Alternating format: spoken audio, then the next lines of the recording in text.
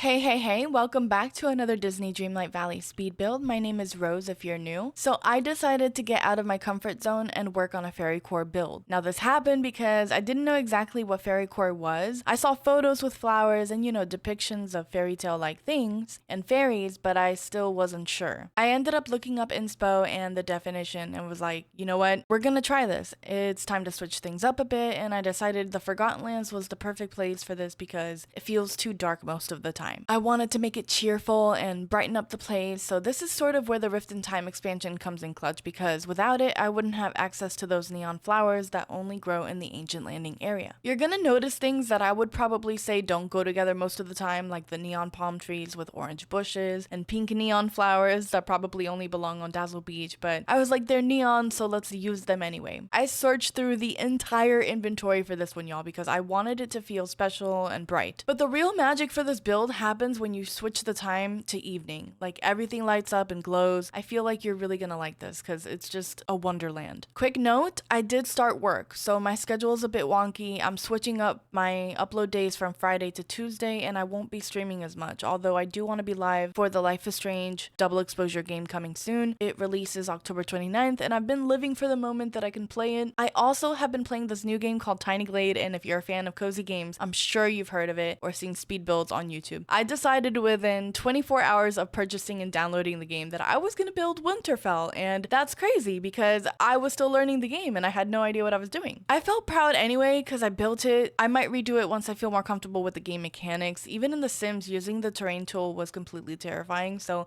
it'll be a bit before I get used to it. The time lapse for that though is on my TikTok, but then I've also got a speed build here on YouTube for Winterfell if you haven't seen that yet. I am really enjoying Tiny Glade and I do plan on making more content for it, so I hope you guys enjoy the content for that as well. Anyways, I'll leave you for now and I'll be back at the end to say goodbye.